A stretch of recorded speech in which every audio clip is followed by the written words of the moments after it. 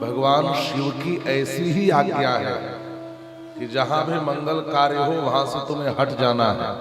भगवान शिव ने ऐसा शासनादेश जारी कर रखा है भूत प्रेतों के लिए कि किसी के मंगल में अमंगल मत करना, तुम हमारे हो इसलिए तुम्हारे लिए एक नियम भी है, किसी के घर के उत्सव से तुम्हें दूर हो जाना है। तो जब याद दिलाया जाता है कि भगवान शिव की आज्ञा यही है, देखते ही देखते महाराज सारी दुनिया के भूत प्रेत आज्ञा करी और एक एप्लीकेशन भोलेनाथ को दिया, प्रभु जहां भी मंगल कार्य होता है हम भगा दिए जाते हैं, तो क्या हम अपने जीवन में कभी किसी का मंगल कार्य नहीं देख पाएंगे?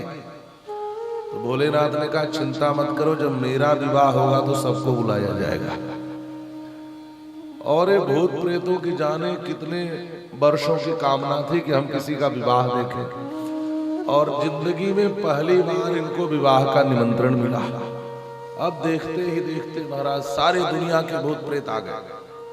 अमेरिकन प्रेत भी आया, रसियन भूत भी आया, चाइनीज प्रेत भी आए। अब कैसे लगते होंगे? अब दुनिया में जितने देश है सबके शमशान से उठ कर सारे भूत प्रेत। अरे महाराज अभ्यागच्छन् शंख कर्णश्च गण कोट्याग्नेश्वरः शिवेन सार्धम संगंतुम हिमाचलपुरम प्रति।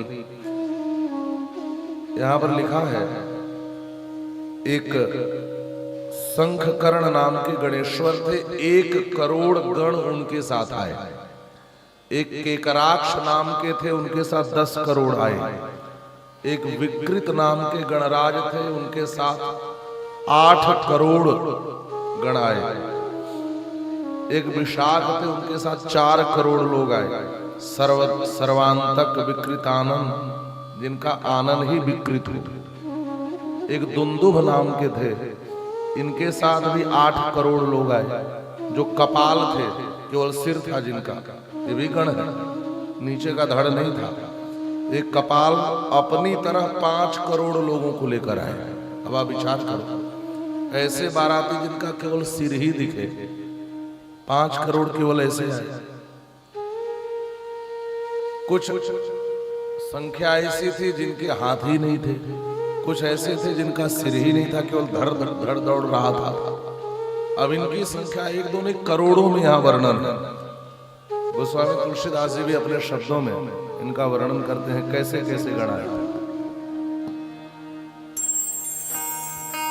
को सुखहीन को मुखहीन विपुल मुख का हो, को मुखहीन विपुल मुख का तीनों पद कर को बहुपद बाहो, तीनों पद कर को बहुपद विपुल नयन को नयन विहीन, विपुल नयन को नयन विहीन विष्ट पुष्ट को अति तन कीना, विष्ट पुष्ट को अति तन कीना, को मुखहीना विपुल मुख का, को मुखहीना विपुल मुख का।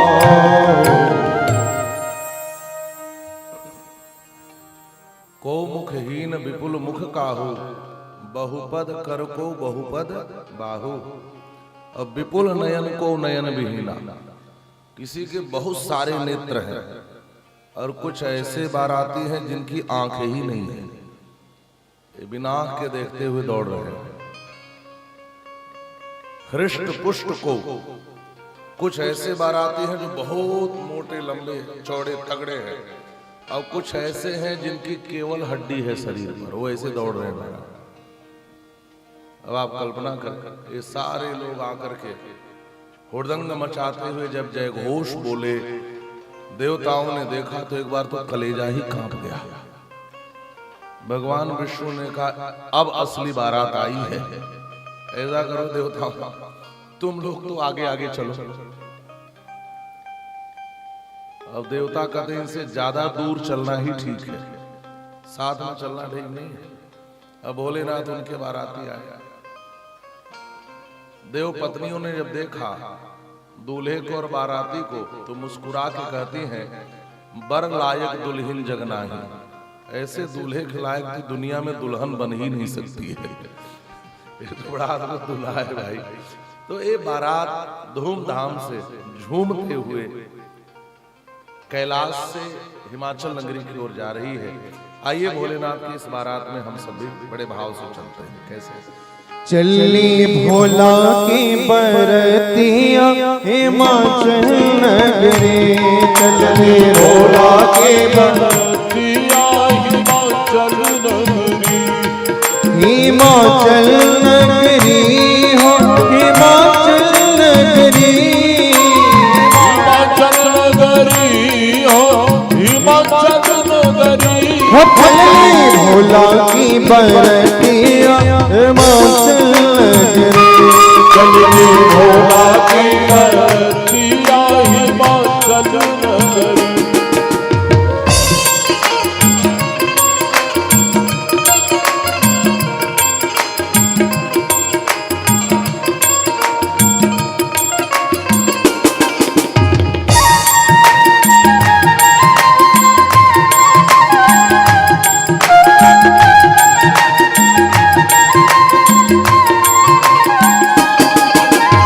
प्यारे बैल सवार भये हैं हर सापन लटकाए, प्यारे बैल सवार भये हैं हर सापन लटकाए। बिछुअन का वो पहिरे कंगन, बिछुअन का वो पहिरे कंगन, अंग विभूति रमाए, अंग विभूति रमाए। उनकी अद्भुत है सुरतिया हिमाचल नगरी, उनकी अद्भुत है सुरतिया हिमाचल नगरी। वो चली भोला की बरतिया हिमाचल नगरी।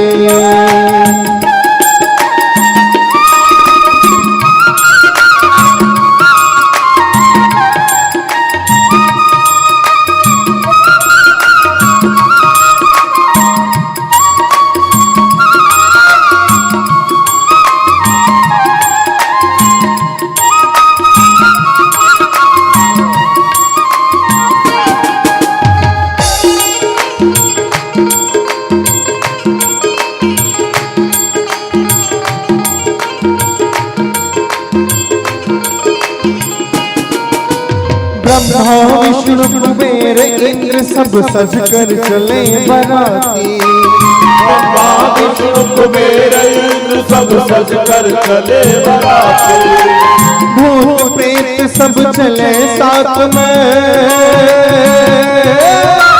भूत प्रेत सब चले साथ में, जो है इनके साथी, ओह जो है इनके साथी। मुर्दन की खोपड़िया हिमाचल नगरी, मुर्दन की खोपड़िया हिमाचल नगरी। हिमाचल नगरी हो हिमाचल नगरी, हिमाचल नगरी हो हिमाचल नगरी। चली भोला की बरतिया हिमाचल नगरी, भोला की बरतिया हिमाचल नगरी।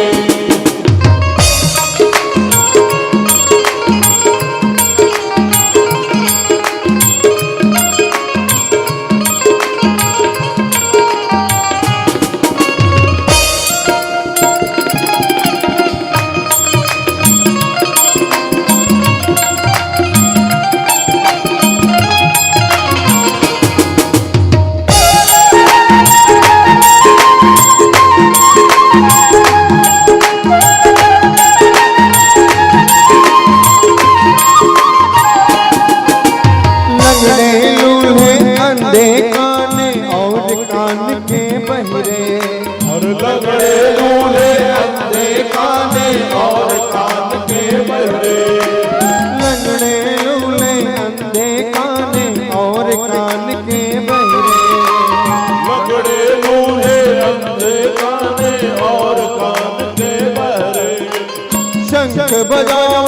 ताल लगावे, शंख बजावे ताल लगावे, जोर जोर से गए, ओ जोर जोर से गए, उनकी अद्भुत सुरतिया हिमाचल नगरी, उनकी गौरवी सुरतिया हिमाचल नगरी, हिमाचल नगरी हो हिमाचल नगरी, हिमाचल नगरी हो हिमाचल नगरी, हो चलनी रोलाती बरतिया हिमाचल नगरी, हो चलनी रोलाती बरतिया हिमाचल नगरी, चलनी रोलाती बरतिया हिमाचल नगरी, रोलाती बरतिया हिमाचल नगरी। सज धज करके बारात हिमाचल नगरी की ओर कैलाश से चली है। कैलाश से हिमाचल प्रदेश तो आप समझ रहे हैं ना, वहीं पे बारात जा रही है। महाराज इधर बारात के स्वागत की बड़ी तैयारी हो रही है।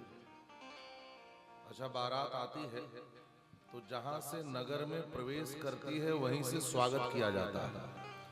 तो हिमाचल नगरी के महाराज हिमवान के यहाँ के जो श्रेष्ठ लोग हैं वो बारातियों के स्वागत के लिए सज धज करके तैयार हो गए। और मैया मैना भी, शिव पुराण में तो लिखा है कि छत के सबसे ऊपर वाले परकोटे पर खड़ी हैं बारात देखने के लिए। अच्छा, माताएं भी दूर से पहले बारात देखती हैं, कैसी बारात आ रही है, कैसी सजावट। और जो स्वागत करने वाले हैं वो थोड़ा सा आगे बढ़ करके, कोई हाथी पर, कोई घोड़े पर, कोई ऊंट पर, ऐसे अपने विविध वाहन चुन करके ये हिमाचल नगरी के श्रेष्ठ जन बारात की स्वागत के लिए तैयार हैं। इधर भोलेनाथ की बारात आ रही है धूमधाम से। देवर्षि नारद इन स्वागत करने वालों के साथ खड़े हैं। देखा लोगों ने सबसे आगे देवराज इंद्र आ रहे हैं। ऐसे नियम तो है कि दूल्हा सबसे आगे आता है, लेकिन यहाँ तो देवताओं को आगे कर दिया गया। बाद में चली तो बारात ऐसे ही थी, आगे आगे भगवान भोलेनाथ, फिर बाराती, लेकिन बाद में उनके जब असली बाराती आ गए तो ये सबसे आगे आगे भागे हैं। तो देवराज इंद्र आ रहे हैं। लोगों ने देखा अद्भुत सौंदर्य, स्वर्ग का वैभव चला आ रहा है। देवर्षि नारद से लोगों ने कहा, वाह देवर्षि वाह, हमारी पार्वती बिटिया के लिए कितना सुंदर दूल्हा ढूंढा है आपने। नारद जी ने कहा, ये दूल्हा नहीं है, ये तो दूल्हे के सेवक हैं। लोगों ने कहा, बाप रे बाप, जिसका सेवक इतना सुंदर, सेवक का इतना बड़ा वैभव, उसका स्वामी कितना सुंदर हो, कितना वैभव संपन्न होगा। उन्होंने कहा, ये तो देवराज इंद्र है, उनके सेवक हैं, जरा इनका स्वागत करो। लोगों ने बढ़िया माला वाला पहनाया, स्वागत किया। इनकी सवारी आगे गई। फिर ब्रह्मा जी आ रहे हैं। अरे भाई, ये तो साक्षात ब्रह्मा जी ही बारात में आए हैं, स्वागत करो। लोगों ने स्वागत किया। फिर कुबेर आए, चंद्रमा आए, सूर्य आए, सब आए, सबका स्वागत हो रहा है। और सबके लिए पूछते, ये दूल्हा है, ये दूल्हा। नारद जी कहते हैं, ये नहीं, ये सेवक, ये सेवक, ये सेवक, ये सब सेवक है। तब तक लोगों ने देखा वैकुंठ का वैभव चला आ रहा है। साक्षात भगवान विष्णु चले आ रहे हैं। इनके भी सेवक साथ में, सब चमक रहे हैं। वो बढ़िया लखलख पीतांबरी पहने हुए हैं, मंद मंद मुस्कुरा रहे हैं। घुंघरावली अलकावलियां जो मस्तक पर आ रही है, पीछे झटक रहे हैं। लोगों ने कहा, देवर्षि, इतना सुंदर पार्वती का दूल्हा है। नारद जी ने कहा, धीरज रखो, ये तो उनके मित्र हैं, अभी तो दूल्हा पीछे आ रहा है। मैना भी ऊपर से सुन रही हैं, इतना सुंदर दूल्हा। और सबकी धड़कन तेज है। जब सेवक ऐसे, मित्र ऐसे, तो दूल्हा कितना अच्छा होगा।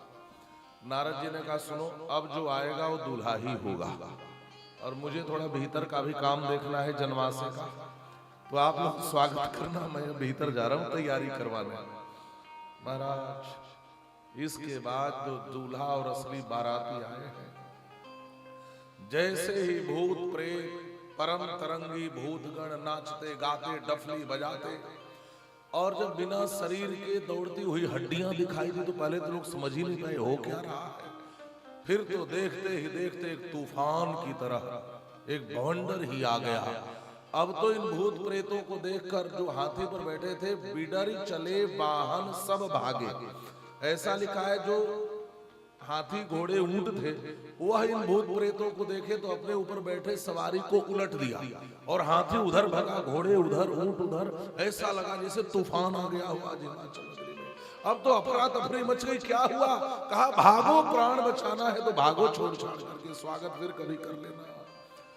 लोगों ने देखा इन प्रेतों के बीच में घिरा हुआ कोई बैल पर बैठे मुस्कुरा रहा है। किसी ने कहा यही दूल्हा है।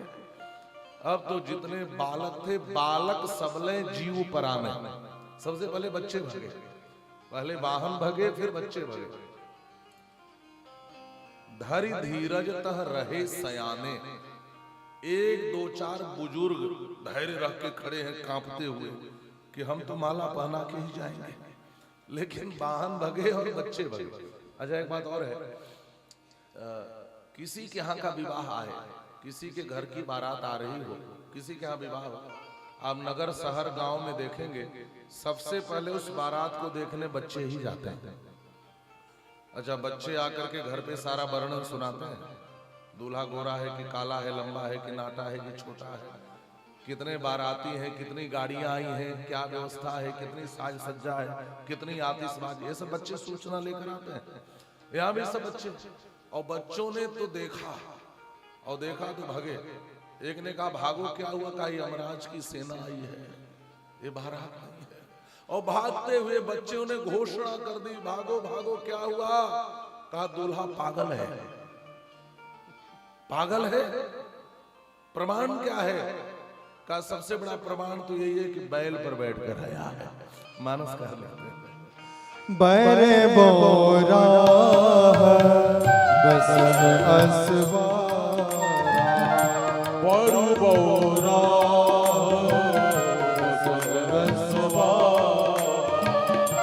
बरे बोरा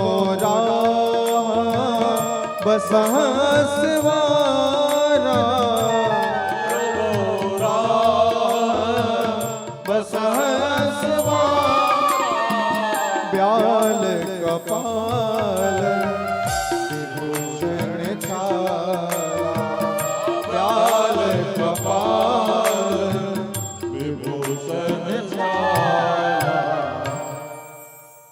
बर बौराह, बौराह माने होता है पागल। बर बौराह बसह असवारा, दूल्हा पागल है। क्यों? कहा बैल पर बैठा है। अच्छा इसका आध्यात्मिक संकेत बड़ा सुंदर है। बालक माने अज्ञानी, बैल धर्म का प्रतीक है। आज संसार में, समाज में जब कोई धर्म पर चलता है तो दुनिया के अज्ञानी लोग उसको पागल ही कहते हैं। बात समझ में आ रही है?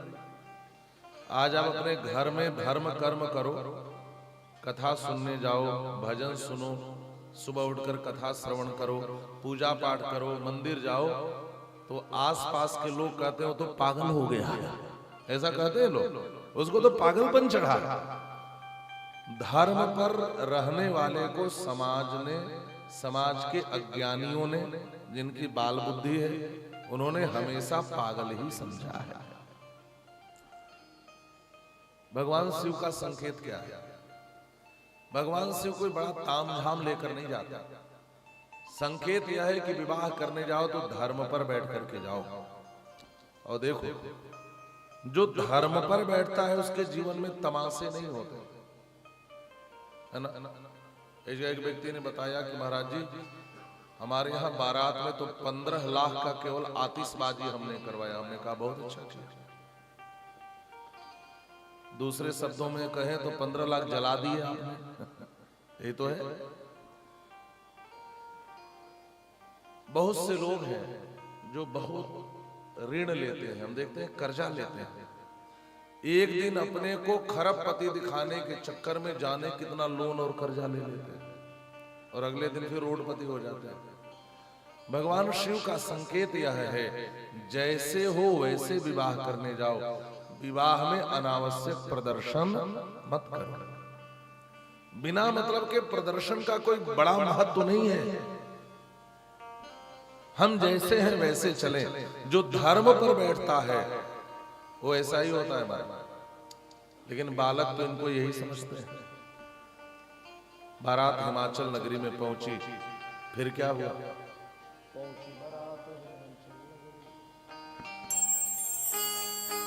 पहुंची बारात हिमाचल नगरी, नर नारी सब धाए। पहुंची बारात हिमाचल नगरी, नर नारी सब धाए। पहुंची बारात हिमाचल नगरी, नर नारी सब धाए। पहुंची बारात हिमाचल नगरी, नर नारी सब धाए। रूप देख कर सब ही डर पे, रूप देख कर सब ही डर पे। कौन बराती आए, कौन बराती आए, उनकी बेढंगी सूरतिया हिमाचल नगरी, उनकी बेढंगी सूरतिया हिमाचल नगरी।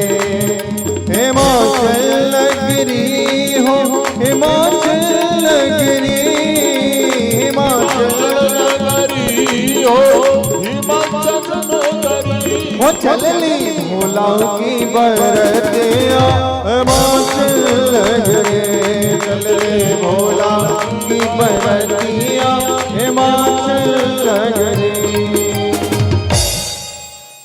बालक भागे और भाग करके कहाँ आए? बालक सभी भागे भागे अपने घर आए। और घर पे क्या हो रहा था? जब बारात आने वाली होती है ना, तो माताएं क्या करती हैं, घर का दरवाजा भीतर से बंद कर लेते हैं, कमरे का, और भीतर सजती धजती रहती है ना। माताएं श्रृंगार खूब करती हैं, विवाह में जाना होता। यहाँ भी सब भीतर से बंद करके, अब कोई अपना कोई वस्त्र पहन रहा है, कोई क्रीम पाउडर लगा रही है, और जो जो होता है सब वो कर रहे हैं। अब बच्चे आकर के दरवाजा खड़ा, भैया खोल खोल खोल दरवाजा खोल। अरे लाला रुक जा, बारात आ गई क्या? अरे अभी तुम्हें तैयार भी नहीं हुई हूं। बच्चों ने कहा भैया बारात नहीं, यमराज की सेना आई है। और जल्दी से दरवाजा खोल के अपने बेटे को भीतर ले ले, नहीं समझ लेना तेरा बेटा तो गया। अब तो महाराज घबरा करके माताओं ने दरवाजा खोला, और जैसे दरवाजा खोला देखा सारे छोटे छोटे बच्चे डर के मारे थर थर कांप रहे थे। बेटा क्या हुआ, क्या हुआ? एक ने कहा मैया सांप। किसी साहब शायद सांप देखकर डर गया। इन्हें पूछा बेटा क्या हुआ? कहा मैया भूत प्रेत। अरे बेटा हुआ क्या? अब माताएं समझ रही हैं कि विवाह में कौतुक आदि आते हैं। पहले विवाह में वो घोड़े का नाच क्या क्या, उसे घोड़े भी नाचते थे, बनावटी घोड़े, कृत्रिम घोड़े। तो इस प्रकार के पहले कौतुक होते थे। तो माताओं ने सोचा कि विवाह बारात में कुछ आया होगा, बच्चे ऐसे ही डरे हुए हैं। लेकिन बच्चे तो सांस रोक करके महाराज हाफ हाफ करके बोल रहे हैं भैया तन छार ब्याल कपाल भूषण नगन जटिल भयंकरा संगभूत प्रेत पिशाच जोगिन विकट मुख रजनी चरा। एक बात बताऊं, जो लोग शब्द साहित्य को समझते हैं ना, इसमें हर शब्द टूटा हुआ है, माने सांस टूट रही है। बच्चे बोल नहीं पा रहे। तन छार ब्याल कपाल भूषण नगन जटिल भयंकरा। मैया मैया उसके शरीर पर राख है। अरे किसके शरीर पर बेटा? मैया सांप, वो नंगा है। कौन बेटा? अब माताएं को समझ नहीं पा रही हैं। बच्चे कहते संग भूत प्रेत पिशाच जोगिन विकट मुख रजनी चरा। और बालकों ने कहा मैया जो जियत रही बारात देखत पुण्य ते ही बढ़कर सही। आज वही जिंदा रहेगा जिसका पुण्य होगा, वरना सब मरने वाले हैं। इसका मतलब क्या हुआ? शिव का विवाह वही देख सकता है जिसका पुण्य होगा, पापी शिव का विवाह देख ही नहीं सकते। इसका एक संकेत यह भी है, माताओं ने इसको बहुत गंभीरता से नहीं लिया। वो समझे बच्चे ऐसे ही डरे हुए हैं। इधर बारात देख करके तो मैया सुनैना बेहोश होकर गिर गई थी, ऐसा लिखा है शिव पुराण में। लेकिन अभी दूल्हा नहीं देखा ठीक से। तो द्वारचार की परंपरा है। द्वारचार आप समझते हैं ना? सबसे पहले मैया आकर के परिछन करती है, आरती उतारती है, गंगा जल गिराती है, ये सब नियम है। तो यहाँ माताएं भी, माँ मैना भी अपनी सखियों के साथ सोने के थाल में गंगा जल लेकर के, हरिद्रा, कुमकुम, दुर्वा लेकर के और दीपक लेकर के ये तैयारी करके द्वारचार के लिए आई। मानसकर बड़ा ही सुंदर यहाँ वर्णन कर।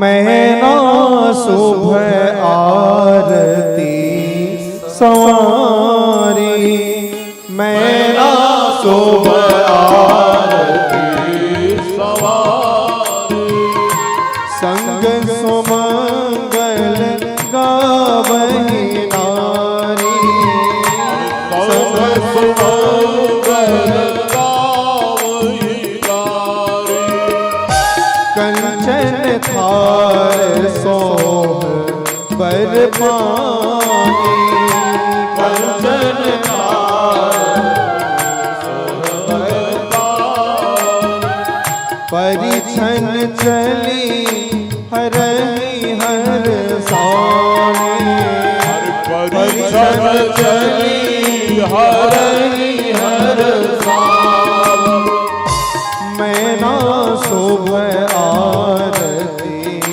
समानी, मैना सुबह आरती समारी, मैना शुभ आरती समारी।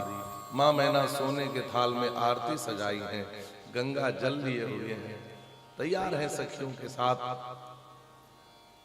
अब दूल्हा सरकार आ रहे हैं द्वारचार के लिए।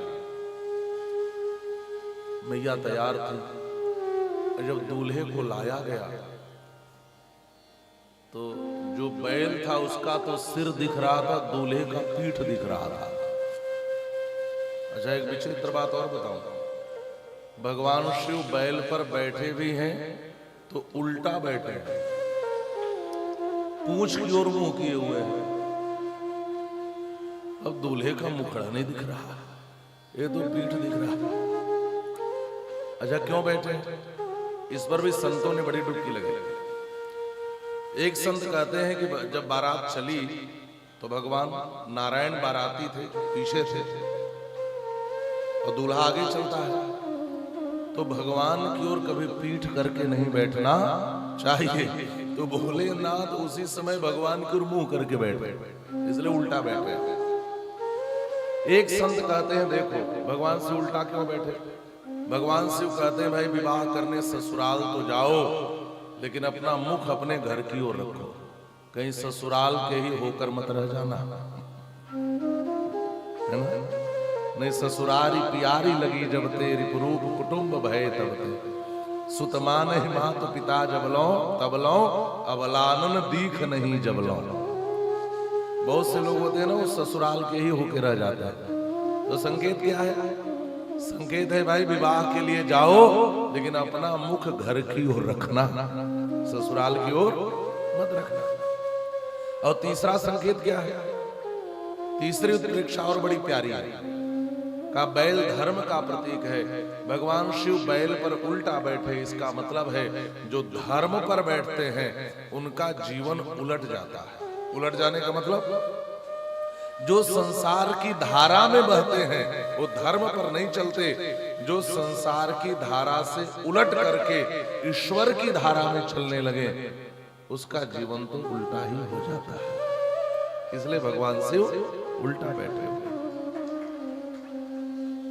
अच्छा, अब ताली बजाने में भी कंजूस है।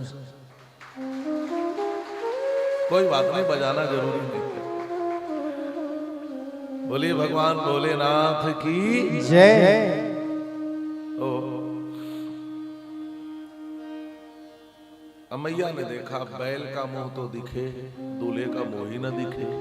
तो मैया ने इशारा किया सखियों से, किसकी आरती उतारनी है। तो सखियों ने कहा भाई ये दूल्हा सरकार मुख क्यों नहीं दिखा रहे। तब किसी ने बैल को उल्टा किया, बैल का मुंह उधर हुआ, तब दूल्हा सरकार का मुखड़ा दिखा। और जैसे मुख दिखा महाराज, यहाँ पे सब सर्प लटक रहे हैं। वर्णन तो आपने सुना, यहाँ सांप लटका है, यहाँ सांप। अब तो विकट वेश रुद्र ही जब देखा, रुद्र के इस विकट वेश को देखा, मैया तो कांपने लगी। उठाई आरती के लिए थाल, हाथ से धड़ाम से छूट गई और भाग करके मैया भीतर चली गई। द्वार चार पर दुल्हा आए, मैना देख डराने। द्वार चार पर दुल्हा आए, मैना देख डराने। द्वार चार पर दुल्हा आए, मैना देख डराने। द्वार चार पर दुल्हा आए, मैना देख डराने। सुंदर बिटिया बर है बावला, सुंदर बिटिया बर है बावला। बड़ी हुई है रानी, ओह बड़ी हुई है रानी। डालन दे देना बवरिया, हिमाचल नगरी। ओ डालन दे देना बवरिया, हिमाचल नगरी। हिमाचल नगरी हो, हिमाचल नगरी। हिमाचल नगरी हो, हिमाचल नगरी। हो डालन दे देना बवरिया, हिमाचल नगरी। डालन दे देना बवरिया, हिमाचल नगरी। द्वार चार पर दूल्हा आए, मैया देख डेरानी। मैना डर गई, फेंक करके आरती की थाल और डर के मारे भीतर चली गई। देखने वालों ने धीरे से भोलेनाथ के कान में कहा, बाबा लगता है आपका विवाह नहीं होगा। भोलेनाथ ने पूछा क्यों? कहा अभी तो पहली प्रक्रिया शुरू ही हुई थी कि मैया ने थाले ही पटक दिया, मंगल द्रव्य नीचे बिखर गए, स्वागत भी हुआ नहीं। आपको क्या लग रहा है अभी भी विवाह होगा? भोलेनाथ ने कहा धैर्य मत छोड़ो। अरे महाराज मैया ने थाल पटक दिया, इस घटना की कोई प्रतिक्रिया नहीं हुई आप पर? भोलेनाथ ने कहा हो सकता है मेरे ससुराल में यही परंपरा हो। अलग अलग जगहों की अलग अलग परंपराएं होती हैं, लोकाचार में होता है ना। मिथिला में जब राम जी गए तो वहां जब परीक्षण के लिए सखियां आई तो वहां दूल्हा के मुंह के आगे लोढ़ा घुमाया जाता है। लोढ़ा आप समझते हैं? सील लोढ़ा आप समझ गए? हाँ, जो भी आपके यहाँ कहते हो, मिथिला में उसको लोढ़ा ही कहते हैं, पत्थर। लखन भैया ने धीरे से पूछा कि राघव भैया ये हल्दी कुमकुम दुर्वा गंगाजल आरती तो हमारी अयोध्या की भी पूजा के थाल में होता है, ये अपने थाल में लोढ़ा लेकर क्यों आई है? राम जी ने कहा मुझे क्या पता, उधर धीरे से पूछो। तो राम जी का विवाह भी बड़ा अद्भुत है। तो लखन भैया ने धीरे से इससे पूछा कि लोढ़ा ये विशेष पदार्थ क्या है? तो सखियों ने कहा दूल्हा सरकार यह मिथिला नगरी है, यहाँ जो दूल्हा ज्यादा गाल बजाते हैं, गाल बजाना माने समझते हैं, ज्यादा बोलते हैं ससुराल में। हम जब आरती करने आती हैं तो लोढ़े को दीपक से गर्म कर लेते हैं, और जो गाल बजाता है घुमाते हुए धीरे से सेकाई कर देते हैं। आप समझ गए? ये संकेत है कि यहाँ ज्यादा गाल मत बजाना, ये मिथिला की ससुराल है, गाते हैं वहां पे। अब तो लोढ़ा से सेकाई इनकर गाल सखिया, चारों दुल्हा में बड़का कमाल सखिया। ये मिथिला का गीत है। तो वहां की अलग परंपरा, अलग अलग की परंपरा होती है, अलग अलग जगहों की। तो भोलेनाथ ने कहा हो सकता है हमारे ससुराल की यही परंपरा हो, दूल्हे को देखकर थाल ही पलका जाता हो, इसलिए घबराने की कोई बात नहीं है। और दूसरी बात, यदि आरती की परंपरा रही भी हो तो मुझे लगता है मेरी सासू मां बहुत बुद्धिमान है। लोगों ने पूछा कैसे? कहा देखो, द्वारचार में 2 कार्य विशेष रूप से किया जाता है। गंगा जल दिखा करके छोड़ा जाता है और प्रार्थना की जाती है मेरे दामाद के जीवन में हमेशा गंगा की तरह शीतलता बनी रहे, और आरती दिखाई जाती है मेरे दामाद के जीवन में हमेशा प्रकाश रहे, जीवन आलोकित रहे, यही कामना की जाती है। तो मेरी सासू मैया कितनी बुद्धिमान है, वो सोची होंगी कि चलो गंगा जल दिखाकर छोड़े, लेकिन जब मुझे देखा कि इनके तो सिर से पूरी गंगा निकल रही है, 1 लोटा गंगा जल क्या दिखाना, तो मैया ने कहा जिनके सिर से पूरी गंगा ही बह रही हो उनको 1 लोटा जल क्या दिखाना, इसलिए फेंक दिया होगा। और उन्होंने सोचा होगा इनको दीपक क्या दिखाना जिसके सिर पर स्वयं चंद्रमा विराजमान हो, इसलिए अलग से दीपक क्या दिखाना, है तो व्यर्थ की चीजें हैं। यहाँ तो सिर पर ही गंगा है, सिर पे ही चंद्रमा है, यहाँ तो प्रकाश भी है, यहाँ तो शीतलता भी है, इसलिए मेरी मैया व्यर्थ समझकर छोड़ दी होगी। क्या करें? कहा जनवासे में चलो विवाह निश्चित होगा, अभी धैर्य नहीं छोड़ा। लेकिन बारातियों की धड़कन तेज, बाराती कह रहे हैं, यहाँ की घटनाएं बता रही हैं विवाह होने में संदेह है।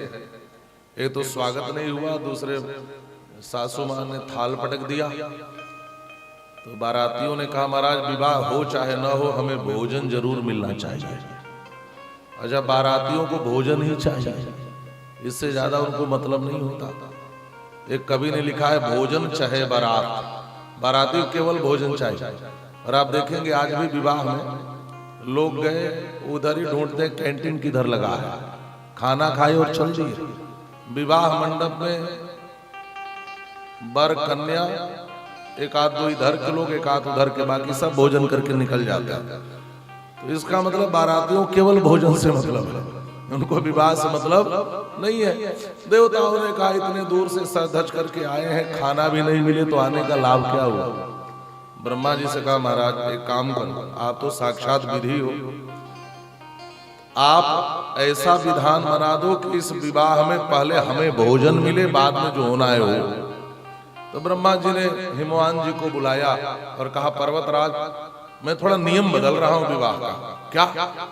क्या महाराज? कहा मैं चाहता हूं बारातियों को इस विवाह में पहले भोजन ही कराया जाए। हिमवान ने कहा जब स्वयं ब्रह्मा जी कह रहे तो आपत्ति क्या है, विधि तो यही बनाते हैं। तो महाराज आप कह रहे हो तो चलो ठीक है पहले भोजन। अब प्रश्न उठा कि भोजन कराने जनवासे में जाए कौन? जनवासा समझते हैं जहां पे बारात रुकाई जाती है। और जो बारातियों को देख कर आए हैं वो कहते हैं महाराज मुझे दूसरी सेवा सौंपो, वहां जाने की हिम्मत नहीं है। लेकिन जो अभी तक बारातियों को देखे नहीं हो बड़े उत्साहित हैं, हम करेंगे महाराज हम करेंगे। और जो देख आए हो कहीं एक बार जाओ तो दोबारा जाने का नाम नहीं लोगे। अब महाराज विविध प्रकार के है ना, परुसन लगे सुआर सुजाना, जैसे वहां जनकपुर में वैसे यहाँ भी परोसने वाले बड़े बड़े व्यंजन के थाल सजा सजा कर महाराज वो चले जनवासे में। भोलेनाथ ने बारातियों से कहा बैठ जाओ भोजन आ रहा है।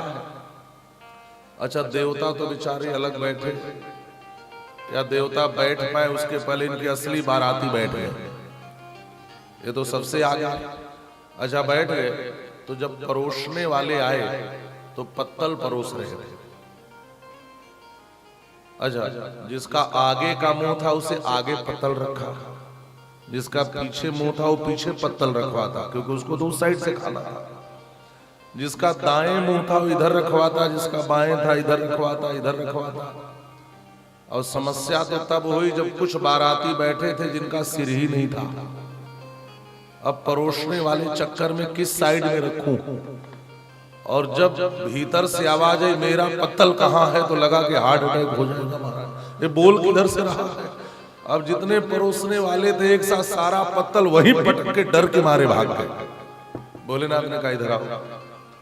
अरे मेरे भूत प्रेतों को बैठा कर नहीं खिला पाओगे, एक जगह टेबल पर सारे भोजन को क्रम से सजा दो, ये नाच गा करके खा लेंगे। मुझे लगता है बुफे सिस्टम का आरंभ यहीं से हुआ होगा।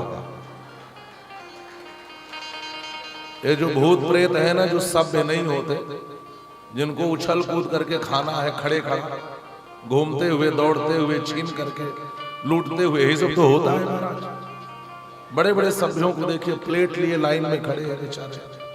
हाँ, एक दिखा रहे हैं कि महाराज ऐसे भी करते हैं, पहले ये सब भूत प्रेतों की व्यवस्था है महाराज। ने अब राम जी का विवाह सुने, आहा हा, क्या वर्णन है। पठे जनक बला बुलाए बराती, सादर सबके पाए पखारे, जथा योग्य पीढ़न बैठारे। बाराती आते, महाराज जनक पांव धुलते, ऊंचे पीढ़े पर बैठाते, सामने पाटा लगता, सोने की थाल में व्यंजन सजा कर रखे जाते, मंत्रोच्चार के साथ भोजन होता था। यही परंपरा थी। लेकिन ये बुफे सिस्टम की परंपरा भूत प्रेतों से चल गई। आज समाज ने शिव के विवाह को ज्यादा अपना लिया, राम जी का विवाह ही भूल गए। यही होता है। आज भी विवाह में पहले भोजन होता है, विवाह बाद में होता है। और राम जी के यहाँ पहले विवाह हुआ, भोजन बाद में। अरे इतना जलपान हुआ, इतना खिलाया पिलाया गया, वो सब अलग। लेकिन जो जेवनार होता था वो बाद में होता था, उसको जेवनार कहते हैं। उसमें मीठी मीठी गाली गाई जाती थी, गारी गारी गान सुनियति अनुरागे। तो वो रस परंपरा थी। अब तो रस परंपरा ही खत्म हो गई, अब तो भाग दौड़ की परंपरा। महाराज समस्या इधर तो लोग खा पी रहे हैं उछल उछल कर, लेकिन समस्या भीतर है। मैया सुनैना आई और बिटिया पार्वती को गोद में बिठाकर जोर जोर से रोने लगी और कहती हैं कुछ भी हो जाए, लेकिन मैं पागल दूल्हे से अपनी बेटी का विवाह होने नहीं दूंगी। मैं अपनी बेटी को लेकर कुएं में कूद जाऊंगा, मैं मर जाऊंगी इसको लेकर के, लेकिन ऐसे पागल दूल्हे के साथ विवाह नहीं होने दूंगी। नारद कर में काह बिगाड़ा। हमने तो इस ऋषि की खूब पूजा की, स्वागत किया। हमने क्या बिगाड़ा था इस नारद का, ऐसे पागल के लिए मेरी बेटी से इतनी तपस्या भी करवा दिया इसने। नहीं नहीं, कुछ भी हो जाए मैं विवाह नहीं होने दूंगी। इसी काशी क्षेत्र के एक रचनाकार है श्री बावला जी, उनकी एक बड़ी प्यारी रचना है। अब काशी में बैठे हैं तो यहाँ की भाषा में ही वो रचना है, ये बनारस की भाषा में। मैया सुनैना रोते हुए कहती है कुछ भी हो जाए, पूरब के से उगने वाले सूर्य पश्चिम से उग जाए, लेकिन मैं अपनी बेटी का विवाह इस पागल दूल्हे के साथ नहीं होने दूंगी। कैसे दोस्तों? अरे रही है कुंवारी कई सो, दीनवा बीतई है, लेकिन पगला के सगवा मरी गौरा नाही गई। पगला के सगवा मरी गौरा नाही गई। रही है कुंवारी दिनवा बीतई है, लेकिन पगला संगवा हमरी गौरा नाही गई। पगला संगवा हमरी गौरा नाही गई।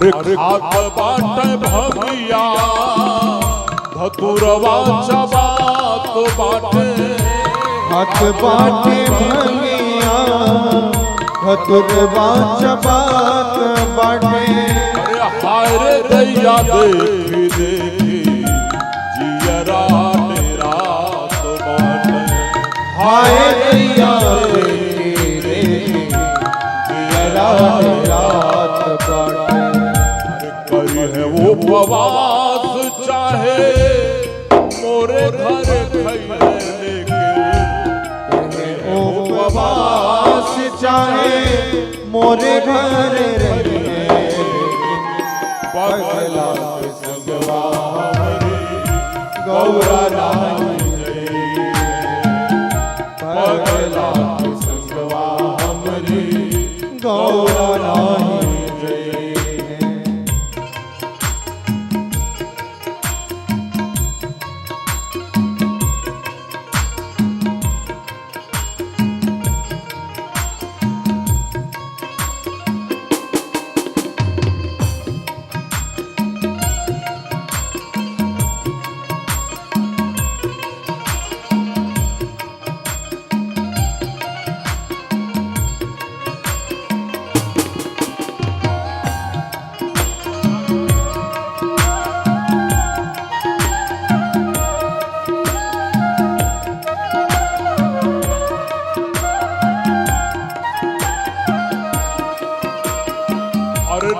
हीरे बसन जिनके साप के कंगनवा नाहिरे बसन जिनके साप के कंगनवा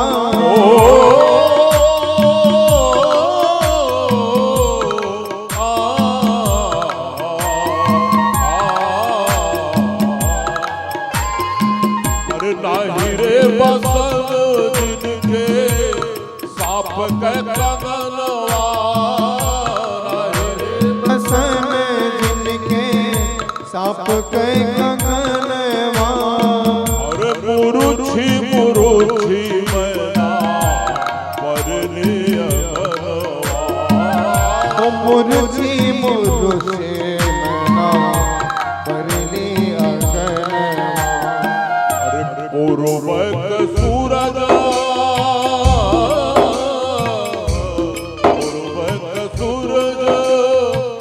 पश्चिम उग जई है पूर्व के सूरज पश्चिम उग जई है पगला संगवा हमारी गौरा रानी पगला संगवा हमारी गौरा रानी अरे कुंवारी कैसो दिनवा बितैले कुंवारी कैसो दिनवा बितैले लेके पगला संगवा हमारी गौरा रानी पगला संगवा हमारी गौरा रानी पगला संगवा हमारी गौरा रानी रही है कुंवारी कैसों दिनवा बीतई है लेकिन पगला के संगवा हमरी गौरा नाही जई है। यहाँ की भाषा है। मेरी बेटी कुंवारी रह जाए, मैं घर रखूंगी कुंवारी बेटी ही, लेकिन इस पागल दूल्हे के साथ विवाह नहीं करने दूंगी। मैया रोने लगी। सब ऋषि आए, देवर्षि नारद आए, सब मैया को समझाने लगे, मैया आप जानती हो ये कौन है? ये तो साक्षात जगत जननी जगदम्बा है। ये तो आपका सौभाग्य है मां कि आप जगदम्बा की मैया बनी हो। ये इनकी थी, इनकी है और इन्हीं की हो जाएगी। सबने खूब समझाया। फिर मैया को पार्वती जी ने भी समझाया।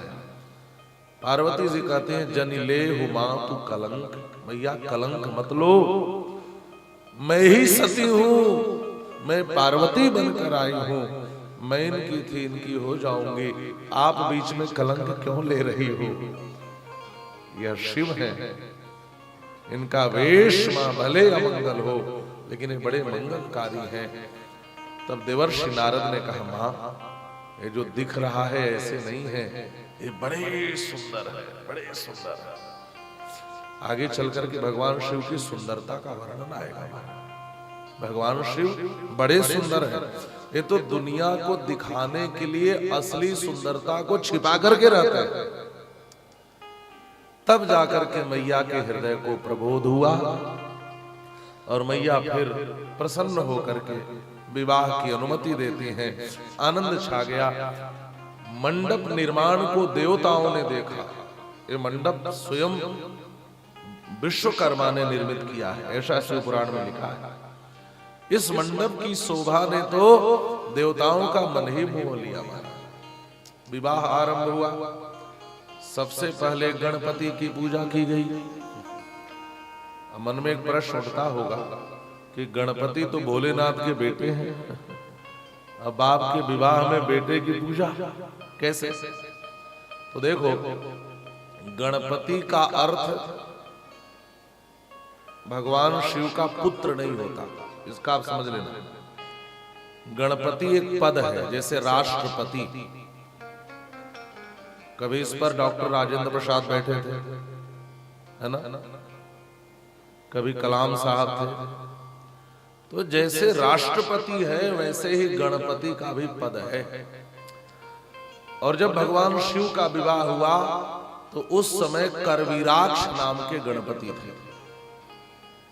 आगे चलकर भगवान शिव के पुत्र गणेश भी गणपति बने हैं, आप समझ में? और उसके बाद फिर इनकी अग्र पूजा भगवान शिव के पुत्र की हुई।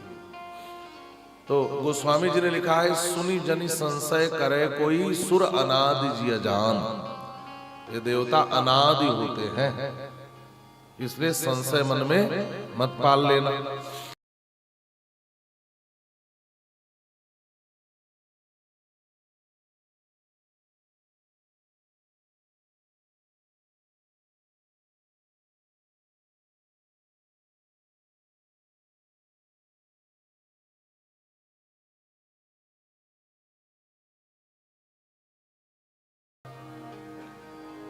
आप अपने पिताजी का, तो भागवत के अनुसार तो रुद्र की उत्पत्ति ब्रह्मा जी से हुई। तो उन्होंने कहा कि ब्रह्मा, दादा का नाम बताओ, कहा विष्णु। फिर उनके पिता का नाम बताओ। अब तो महाराज क्या बताएं? तो नारद जी ने एक उपाय निकाल लिया। स्वगोत्रम कथ्यताम शंभो प्रवरस्य कुलम तथा नाम वेदम तथा शाखाम आकारसिम समयात्यतम। यहां पे लिखा है, जब कहा गया है शंभो अपना गोत्र बताओ, अपना नाम बताओ, अपना वेद बताओ, अपनी शाखा बताओ, होता है ना? तो जैसे ही पूछे हिमाचल जी, जैसे ही कहा फिर आगे का कुल बताओ, तो नारद जी बीणा बजाते हैं। फिर कहते आगे बताओ, फिर लगते बीणा बजाने, सुनने ही नहीं देते। फिर कहते बताओ, तो फिर बजाने।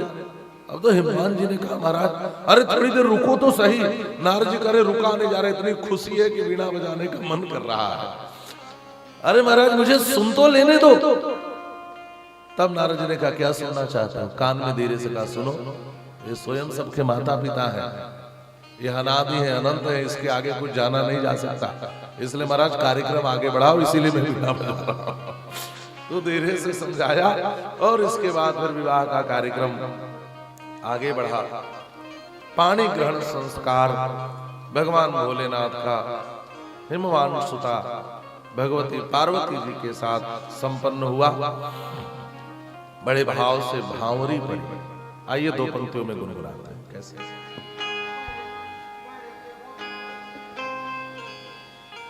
परत भांवरी शिव शंकर की यह छवि बरनी न जाए। परत भांवरी शिव शंकर की यह छवि बरनी न जाए।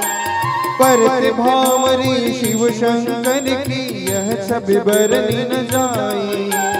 परत भावरी शिव शंकर की यह छवि बरन न जाए। सब नर नारी मगन भय, सब नर नारी मगन भय। सुर नर मुनि यश गावे, ओ सुर नर मुनि यश गावे। होने लगली जय जय करिया हिमाचल गिरी। होने लगली जय जय करिया हिमाचल नगरी। हिमाचल नगरी हो हिमाचल नगरी। हिमाचल नगरी हो हिमाचल नगरी। हिमाचल नगरी हो हिमाचल नगरी। हिमाचल नगरी हो हिमाचल नगरी। होने लगली जय जय करिया हिमाचल नगरी।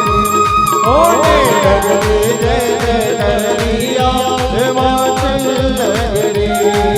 हो हिमाचल नगरी, हो हिमाचल नगरी। विवाह संपन्न हुआ, सबने आशीर्वाद दिया। अच्छा, एक और बात आती है और संत बड़ा विनोद करते हैं कि भगवान शिव का पूरा विवाह संपन्न हो गया, लेकिन किसी की हिम्मत नहीं पड़ी कहीं नेग मांगने की। नेग समझते हैं महाराज? बड़े शांत बैठे हैं, सब भूत प्रेत देख रहे हैं हाथ जोड़ करके, लेकिन नेग लेने वालों की घबराहट कम नहीं होती। कौन जाने किधर से कौन अटैक कर दे। अच्छा, स्वरूप भी ऐसा ही है। अच्छा, सबने छोड़ दिया, लेकिन जो नाई की पत्नी थी उसने कहा मैं अपना नेग छोड़ने वाली नहीं, मेरा तो हक बनता है, मुझे तो भाई चाहिए। और उन्होंने कहा कि दूल्हा सरकार मुझे तो नेक चाहिए। भोलेनाथ ने मुस्कुराकर कहा जरूर मिलेगा, बेहोश हो जाऊं कि सिक्के हैं इसी में है, तभी तो ये बज रहे हैं। तो उसने धीरे से कहा मुझे झोली वाला नेक चाहिए। भोलेनाथ ने कहा ये नेक तो नहीं ले पाओगी। उसने कहा मैंने बड़े बड़े नेक पाए, आपको क्या लगता है कि 2-4 सिक्के देख करके मैं बेहोश हो जाऊंगी? आप दो तो नेक। भोलेनाथ ने कहा बात वैसी नहीं है, बात कुछ और ही है। अरे मैं झोली का नेक क्या पूरा झोली ही दे सकता हूं, लेकिन ले नहीं पाओगे। उसने कहा जो भी हो महाराज मुझे तो चाहिए। भोलेनाथ ने कहा तो ठीक है, ऐसा करो हाथ आगे करो लेकिन आंख बंद रखना। उसने कहा कि बाप रे, इनको लग रहा होगा कि मैं इतना धन देख करके पागल ना हो जाऊं। वो भी आंख बंद करके दोनों हाथ आगे किए। भगवान भोलेनाथ झोली में रखे क्या थे? जितने पहाड़ी काली बिच्छू थे उसी को रखे थे। वो जानते थे और तो शांत बैठ सकते हैं, ये उपद्रव किए बिना नहीं रहेंगे। और जहां डंक दे दिया 2-4 लोगों को तो विवाह में गड़बड़ी हो जाएगी। तो सबको पकड़ के रखा था। तो कहा झोली वाला नेक चाहिए। हाथ डाला और निकाला एक मुट्ठी बिच्छुओं को और रख दिया हाथ पे। कहा धीरे से आंख खोलना। और जैसे वो आंख खोली ऐसी घिघिया करके भगी कि वापस मंडप में दोबारा दिखाई। भोलेनाथ ने पूछा और किसी को नेक चाहिए? सबने कहा महाराज हम वैसे ही प्रसन्न हैं, हमें कुछ भी नहीं चाहिए। बड़े आनंद के साथ विवाह संपन्न हुआ।